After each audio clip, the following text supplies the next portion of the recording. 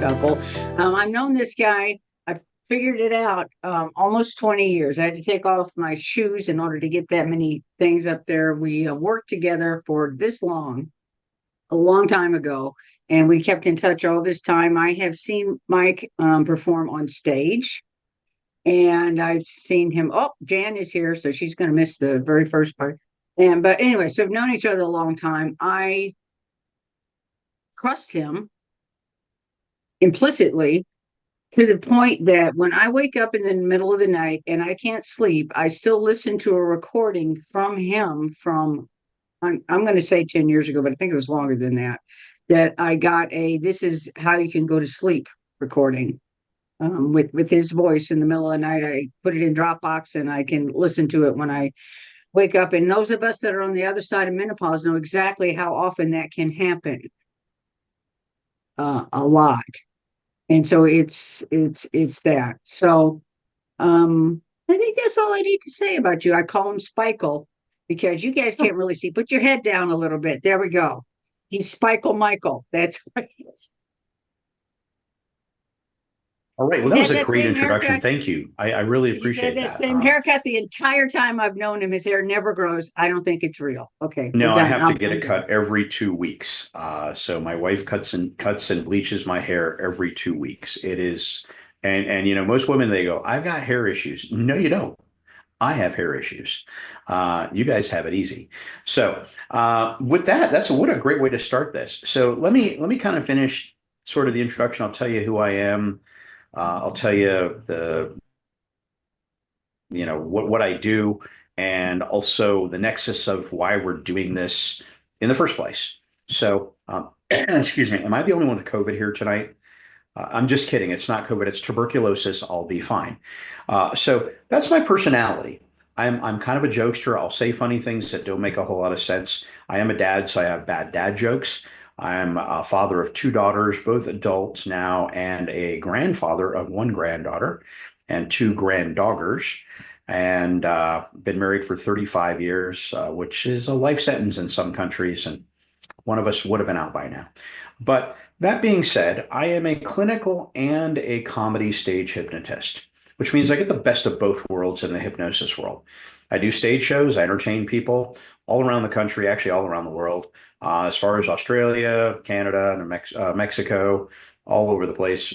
Um, and I had a show here in Vegas for a short while until the pandemic ended that. And now I do have another show in Vegas, but it's a magic show. I'm also a comedy magician. So if you hear some snarky humor, that's that part of me coming out. But I'm also a clinical hypnotherapist too, and I run an online practice called Virtual Hypnosis Online. All of my sessions are done just like this on Zoom, and I'll talk about how hypnosis works online too in a minute. But I've been doing this this is my 22nd year doing hypnosis, and my 32nd year being a professional entertainer. So. I know a little bit about what I'm talking about in the hypnosis world. I've been a speaker at every major hypnosis convention globally since I've been doing this. I've written, I think it's 7 books on the topic of hypnosis. Most of them are manuals or workbooks, things of that nature. So they wouldn't really mean too much to you. There are a couple of books. One is a children's book that my wife and I composed together, as well as some other hypnotic books that can be helpful to you for various different things. So that's a little bit about me, why I do what I do. And the nexus of why Gayla and I decided to do this was she contacted me out of the blue, and I'm thinking, oh my gosh, I hope I don't owe her money. And it wasn't that. She said, hey, I've got this women's group that I work with, and we're working on different things. And I would love it if maybe you could come and talk to us about hypnosis. That's kind of the gist of it. I said, I'm always happy to do that. So one of the many things we discussed when setting this up was really what are the reasons or what are the things that you could use hypnosis for that apply to you as members of this group or as women or as just participants in this game we call life. And I'll get to those precepts in just a moment, but basically what we use hypnosis for in a clinical setting is we call it the Holy Trinity of hypnosis. stop smoking or smoking cessation, weight management or weight control, and stress reduction or stress control. Those are the big three. That's where every hypnotist gets started. And then from there, we specialize and get a little bit more detailed on what we work with people with. But it's everything from creating new habits, eliminating bad habits, self-confidence, self-esteem, better sleep, more relaxation, better control, better goal facilitation and goal achievement in your business world or your personal life. Nail biting, again, some of the bad habits, nail biting, hair twirling, fears and phobias, the fear of spiders, the fear of water, the fear of snakes, the fear of flying, the fear of snakes on a plane. If you ever saw that movie, it's a horrible movie. But it is Samuel Jackson, I think, was on it. It's a really horrible movie. So if you don't have a fear of snakes or a fear of flying, you'll do by the time you will by the time you end up watching that movie. Just fears and phobias, eliminating those things and helping people, generally speaking, with ordinary everyday problems, helping ordinary everyday people. So I am also a certified instructor with two different organizations, the National Guild of Hypnotists and the International Council of Board Certified Hypnotists and Coaches. And so I'm an instructor with both of those and trained over 300 people from 13 countries all around the world. Now, so we use it for all those different things, but when Gail and I started talking, I said, well, what would you guys really want to use hypnosis for? So she kind of gave me a list of things. And I'm gonna look at my notes here and read those because there's a long list, but it's a very good list. How to create positive intentions to light your way in life. Creating financial freedom, or having that feeling of financial freedom. Now, this is not a quick get rich scheme here. I'm not going to tell you how to draw circles and then you have to sell soap products to 6 of your friends. And then it's not about a money making thing. It's about feeling free from financial drain and strain. Okay. So whatever that means to you. I've worked with millionaires and I've worked with people who have little or no money, fixed income. They're very, very happy now though, and comfortable with what they have. So to them, that's financial freedom, as opposed to having $1 million coming in every year and you have financial freedom because you have unlimited money. So it could work either way. Creating healthy and rewarding relationships. That's always one that everybody can use a little bit of help with now and then. Having been married for 35 years, we always have to work on our relationship. I think we have a very good relationship. That's what I was told to say by my wife. And so, but I know that we still work on a relationship. And part of that is mindset. How do we react to each other when the other person's having a bad day? How do we communicate effectively? How do we say the right things without being insensitive?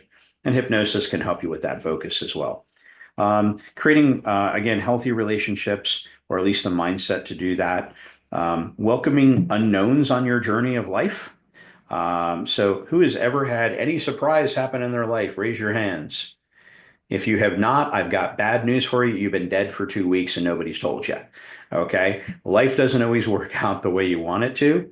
That's just, for me, it's a daily occurrence, it seems like, right? Something will go wrong. I travel a lot, so there's always a travel delay. There's weather, there's a plane breaks down.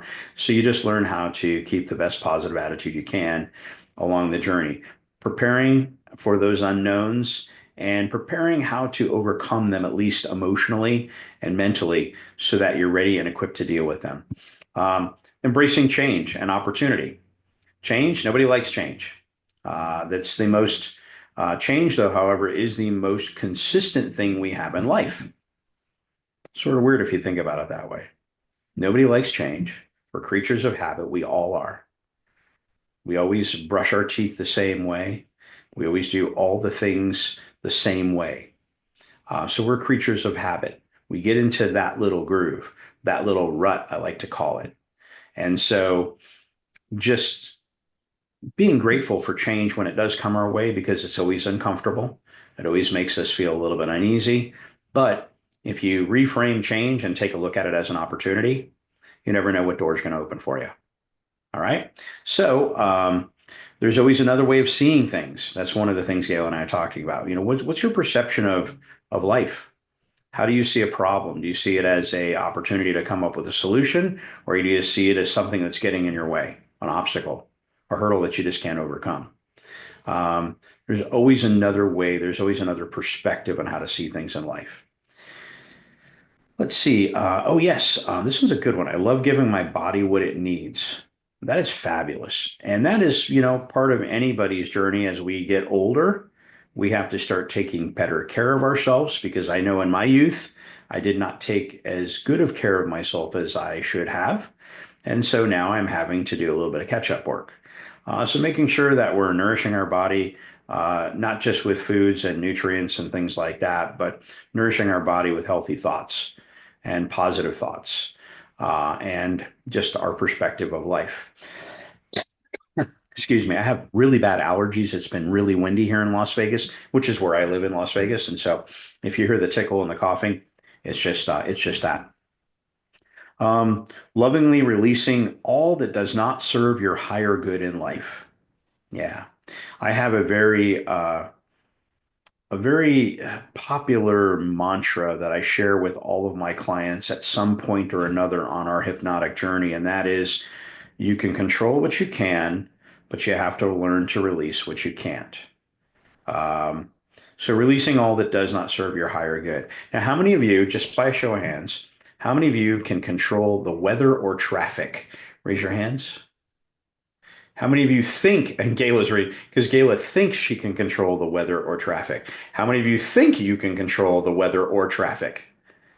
I mean, come on, if you're not raising your hands, I know you're lying. Because I know when you're in your car, and I do this. I do this when I'm in Vegas. I'm in traffic. I know that I use that special mind meld that I have, and I communicate mentally, telepathically with other drivers that are in my way because the roads are mine. I own them. I pay taxes. Come on. I kind of get out of my way, get out of my way. I don't think it doesn't really work. I wish it could. I feel like Magneto from X-Men. I like push the car out of the way. It doesn't work. I would like to think that I have control over the weather or traffic, but I don't. We can try as hard as we want. The main thing is, though, is controlling the things you can control. And that is one thing and one thing only, your attitude. How you react to things, the attitude you have when things don't go your way, like some of the other things we mentioned prior to this, when you have to experience change in life, and when you're trying to make a positive change in life. Your attitude is everything. It's the only thing we can control. And then last but not least, one of the last things we talked about was taking time for you, taking time for me. Super, super important. And I know no matter how busy life gets, it's a very good idea to just take a minute out or 2 minutes out or 5 minutes out or 10 minutes out, however much time you can devote your day to just um, being still and knowing. To quote the old biblical scripture, be still and know. Just quiet time, taking time for you, whatever you do, sitting in an easy boy chair, petting your pet, dog, cat, iguana, whatever pet you have. I just found out it's acceptable by TSA. You can bring a lobster, a live lobster, on a plane with you. So I thought just for fun, one day I would bring my emotional support lobster with me on the plane and just pet it if I get nervous. And this is how I think. So petting your animals, just gazing out into nature, listening to a piece of music, closing your eyes, meditating, zoning out, hypnosis, whatever you want to call it. They're all very, very similar modalities, but taking that time out just to daydream. So as kids, we daydream all the time. Unfortunately, when we get older, we have all these other responsibilities. And it's harder and harder and harder in our busy lives to spend a few minutes every day just daydreaming, even if it is right before you go to sleep. Nothing wrong with doing it then. So, those are some of the things that you can use hypnosis for. But let's talk about now um, why it works. Now, before we do that, though, does anybody have any questions or anything they want to add to that list of things? Any questions on anything that you could possibly use hypnosis for?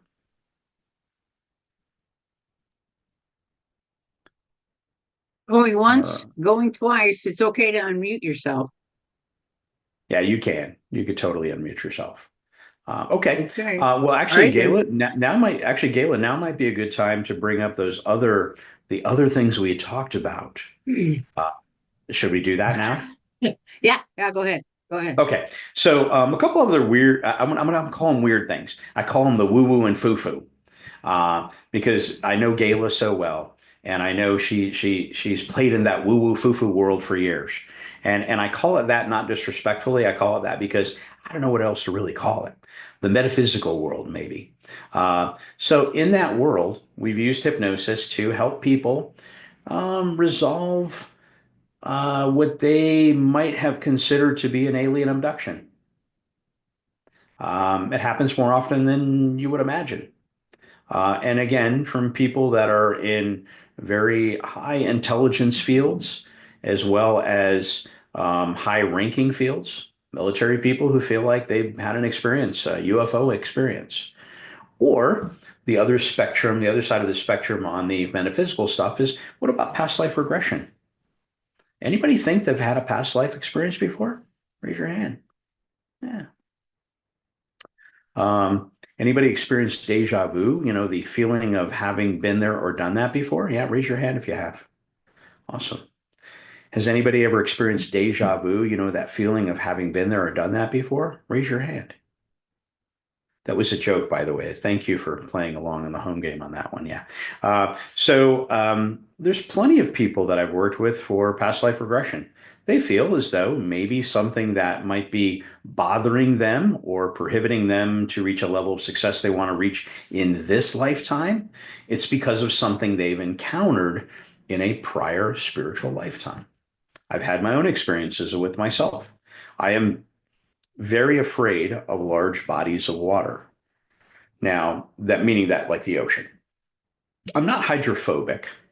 Hydrophobia, which means you would be afraid of all water, which would mean technically you don't shower, you don't drink water, and you avoid water at all cost.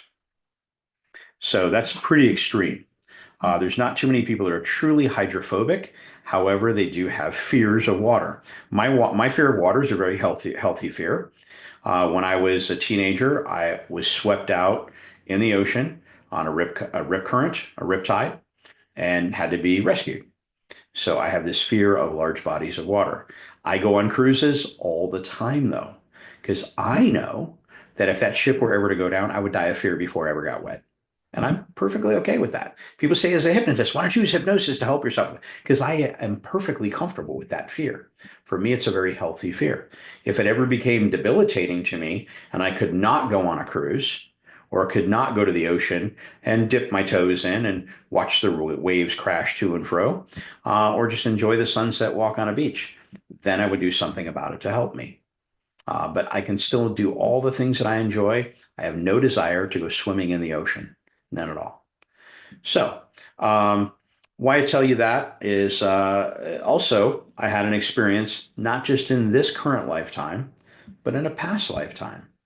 I had an experience that I was actually a part of a merchant marine corps, and I was on a ship. The ship drowned off the coast of Greece, and I went down with the ship.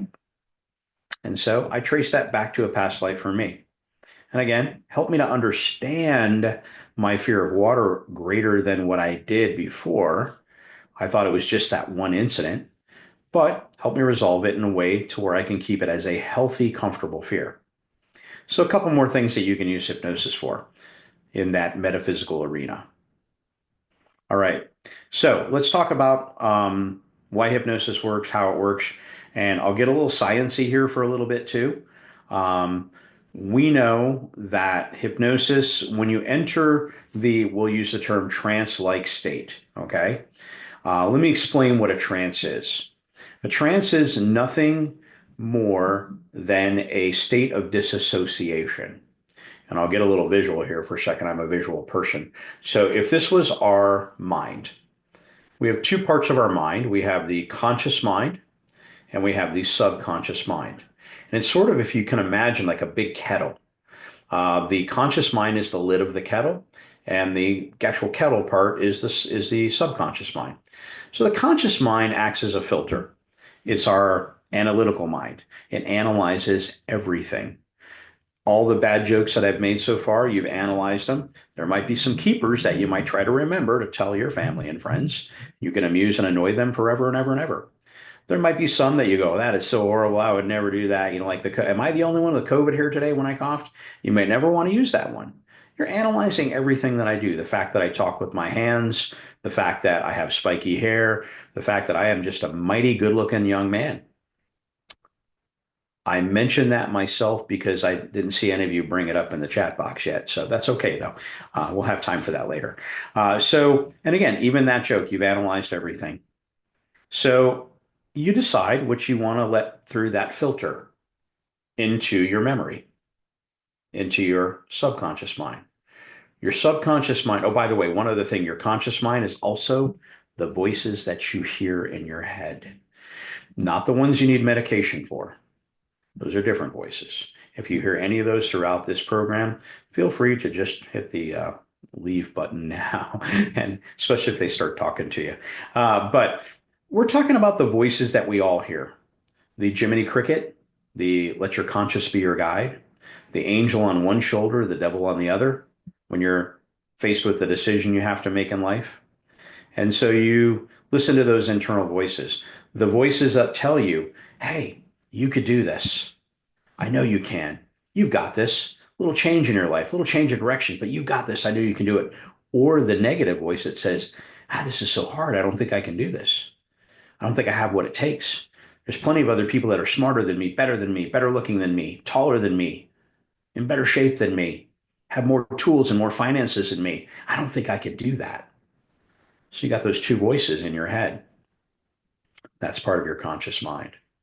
Your subconscious mind, when you get into the actual kettle itself.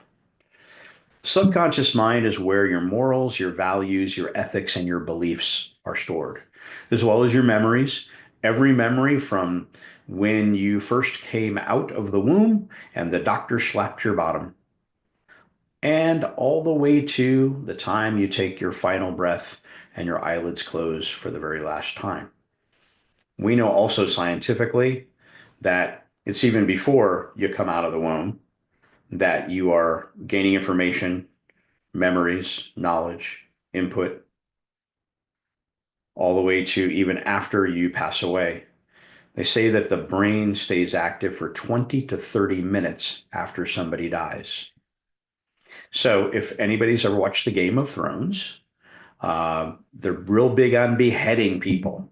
So I always got to wonder when they behead somebody and the head rolls down the hill.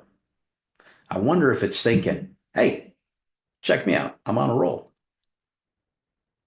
I couldn't resist that one, but that's okay. I told you I'm a little bit of a nerd on the jokes. So now, but seriously though, if that's where our brain works and that's how it stores information and memories, that's the part of the mind we want to really get into, especially too when it comes to morals, values, ethics, and beliefs. The last one being the most important one, your beliefs. Now, hypnosis is great at helping you change beliefs, the ones that you want to change. Let's be very clear about this. When I work with clients, I don't try to change their religious beliefs, their spiritual beliefs, their political beliefs, their familial customs and beliefs, their own personal beliefs that they have. I don't try to change those. But we will work on changing things when it comes to, I believe that if I go on a cruise ship, I will drown. See, that's an unhealthy belief. Or I believe that I can't put down that cigarette because I'm addicted to nicotine. That's an unhealthy belief. Or I believe that I have to eat to stay alive. Well, we do, but you don't have to believe it has to be a dozen donuts. It could be healthy foods. So changing those beliefs. And that's where that happens, is in the subconscious mind. So the state of disassociation that I talked about before really is this. We all walk around like this. Our lid is on tight on our kettle. We're usually, and especially right now, in our conscious mind, analyzing everything, wondering what bit of information you will let sneak by that filter, that lid, to get into your memory, into your subconscious mind. Where will it be stored? Where will you put it? To get in that state of disassociation, it's very, very simple. We use something called hypnosis, in nothing more than really just pure relaxation. And I'll give you an example. Um, I'm going to sing two notes, and raise your hand if you have an idea of what these two notes are referenced to. Yeah, I'm not a singer, but I'm going to do my best for you. No, no, no, no, no, no, no, no, no, no, no, no, no, no, no, no, no, no, no, no. Yeah, now you know. Jaws, right? Everybody?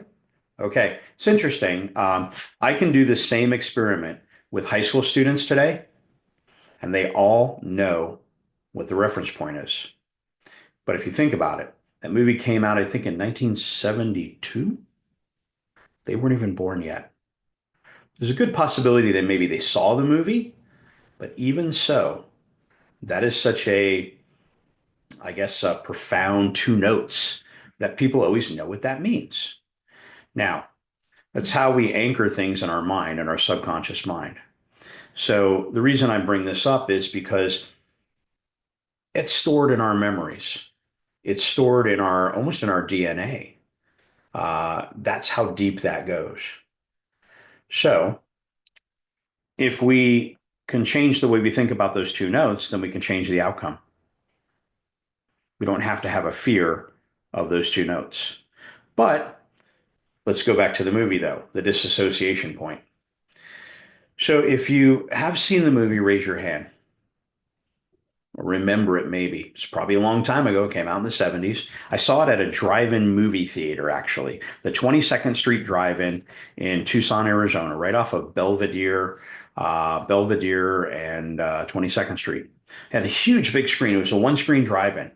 And I remember that I lived 4 houses from the entrance of the drive-in. And as a kid, my friends and I, we would ride our bikes over the little humps in the drive-in. And we would turn up all the back row speakers. And then when the movie started at night, we'd go sit at the junior high school bleachers that were right there in the other corner of the property. And we would get free movies, and you could hear them through the speakers. So that was my first experience in seeing the movie Jaws. And then I did go see it in the theater. So I see Debbie's applauding that. That's great. Because I cheated the system, Debbie, is that what it is? That's okay. But yeah. And actually, occasionally my dad and my neighbor's dad, they would jump the fence and go buy popcorn and then jump the fence back. So we'd have popcorn and movies instead of having to go to the drive-in. But now going back to the dissociation, that movie started. The movie started, the opening scene was teenagers, young adults on a beach. They're having a bonfire, they're having some drinks, some beer, playing. So there's a guy playing guitar, and this couple. And I'm going to give you the Reader's Digest condensed version of it. This couple, a guy and a girl, they start looking at each other, and he looks at her, and he goes, "Hey, hey, hey." And she looks back at him, and she goes, "Hey, hey, hey." And then she looks at him, and she winks, and she goes, "Hey, I'm going to run over here to a more private part of the beach." And they get over there and they're kissing and smooching, and then she takes off her top and then she takes off her pants and she goes skinny dipping. And he's taking off his pants, and everybody's thinking in the movie, hey, there's going to be some action going on here. There's a little bit of romance going on, right? So they got you. They got you exactly where they want you. You forgot that you came to see this movie about a killer white shark, a great white shark that's going to eat basically everybody up on the screen. You forgot why you were there. They sucked you into the storyline, and it was romance, and it was music, and everybody was having a good time. So you sat down, you go, I'm going to see this movie about the shark. It's going to be scary. And then the movie starts.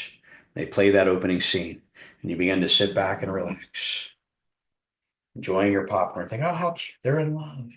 They're in love. This is so beautiful. What a beautiful moment. And they're skinny dipping in the moonlight on the water. And then they hit you. No, no.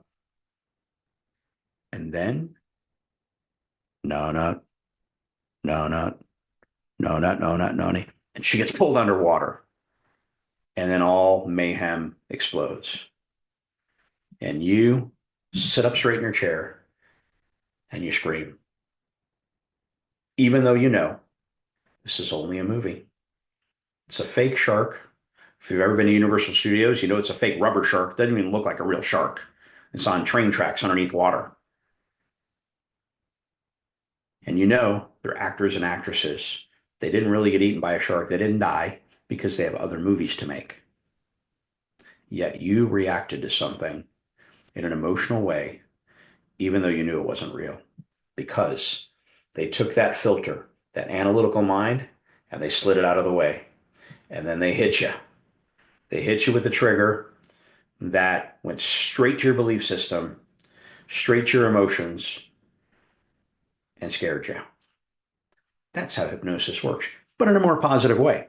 I don't try to scare anybody into hypnosis. So I disassociate you by talking to you, setting a scene maybe. And if there's some time at the end of this presentation, we can do a little group induction. And you could try some light hypnosis here if you are inclined to do so. Once I tell you some stories and get you in that state, it's like a lullaby, like a bedtime story. That lid begins to creep off to the side.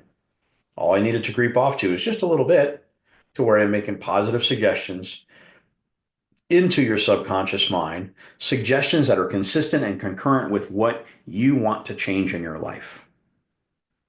So this leads us to the question, can I make somebody do something they don't want to do in hypnosis? It's always the burning question. The answer is no, not really. Over time, sure. I guess if we spent days, weeks, and months together with constant barrage of hypnotic suggestions, I might be able to get you to go rob a bank for me. I don't know. But I do know it's not very likely because in your subconscious mind, you've got your morals, your values, your ethics, and your beliefs. That's a line in the sand that people just don't cross. Even, and I'm going to drift to talk about the stage shows in a minute, even in a stage show, in a comedy stage show, I can get people to play instruments like musicians. I can get them to dance like famous dancers. I can get grown men to do the hula dance in front of hundreds of people in an audience. I can even get guys on stage to believe that they're too big to get up out of a chair because they're 8.5 months pregnant. It's crazy. But if I asked them to take off all their clothes, run around naked, and go rob a bank for me, they wouldn't do it. Everybody has a line in the sand, and they won't cross that line. Morals, values, ethics, and beliefs cannot be tampered with in hypnosis. Now, again, asterisk on the end of that section. There are people that do it covertly in the military and they use it for different things. And you can get ultimately somebody to do something they may not want to do under certain circumstances, but it's not something that we do traditionally in hypnotherapy. Okay. And that takes a lot of work to do that. All right. Now, the science of it, though, when you get into this dissociative state, your brainwaves change. Your brainwave patterns change, they slow down. When you're in your conscious waking state right now, we call this the beta state. Then comes the alpha state, which is like when you're reading a book or watching a TV show or maybe watching a news report and there's something tragic you heard and you react to, oh my gosh, or you read a passage in a book and that passage is something that makes you gasp out loud. That's sort of like hypnosis or when you're watching a movie and you react to the no, no, no, no. That's the alpha state of mind. Somewhat relaxed, but not totally in true trance state yet. Trance state or hypnosis is the theta state. That's when your brain waves are beating between 4 and 18 millibeats per second. So you're slowing down. It's not sleep. A lot of times people think that when somebody is hypnotized, they're sleeping. And on stage, it looks like this. If I have volunteers sitting in a chair, when they go into hypnosis, they actually do get relaxed. Their body relaxes, but their mind stays aware. And they do this. They slump over. They'll even lean on the shoulder of the person next to them. They're not sleeping though. They're fully aware of what's going on around them. They're what I like to call in the land of I don't care. Just like when you are zoned out watching television and somebody's calling your name, or when you're engrossed in one of these things, playing solitaire, or looking at a story, or scrolling through Facebook, and somebody's calling your name, or you hear a noise, and it takes you 2 or 3 seconds to kind of wake up and go, what was that? Or if your spouse is calling you for dinner, they might call your name 3 or 4 dozen times before you actually come out of that trance-like state and become more hyper aware of what's going on around you, and you actually can respond to it. And then the last brainwave state is delta, which is what we call the state of sleep. Now, there are some on the front end and the back end, the superconscious, the subconscious. There's different brainwave levels, but those are generally the 4 fundamental brainwaves that you go through, the brainwave levels. Now, we know this exists, and we know that your mind processes differently. Your brain processes thoughts differently. Chemicals change in your brain when you go into hypnosis, just like when you meditate, when you pray, if you do that, when you are just zoned out, when you're in a happy state, when you're euphoric, in a sexual state, when you're experiencing intimacy, your brain waves change, your brain states change, the chemicals in your brain changes, and we can track this perfectly. Every single one of those different scenarios, we can track what different parts of the brains light up with fMRIs, with modern brain scanning equipment. We know that when you're in hypnosis, a certain part of your brain lights up differently. So that's as much science as we'll go into now. Well, other than this, when you create a new suggestion to your subconscious mind, you create a new neurosynapsis, and your brain fires like a little spark plug going off. A little neurosynapsis happens. Hey, I've never experienced that before. There's an explosion of chemicals, a chemical reaction takes place, and then it creates a new neural pathway, a new superhighway in your brain. When you go through change in life, when you go through a traumatic experience, new neural pathways are created. That's why some people experience PTSD, because a new neural pathway was created during a traumatic or a surprise experience, and it impacted them so much that a new neural pathway was created, and that alters the way they think about life. So again, that's about as much of the science that I'll get into here. The main thing that hypnosis does, though, is creating an awareness of who you are and what things need to be cleared away or added to your life. You're able to set up amazing expectations for what you would like to accomplish in life. You can clear the clutter, release the things that do not serve you. Remember, control the things you can and release the things you can't. And again, creating those new neural pathways towards massive success. Positive intentions in life, healthy relationships, financial control and freedom, better eating, exercise habits, more focused time for self, creating new perspectives for change and the unknown in life, and embracing a massive positive shift in your attitude and physical life.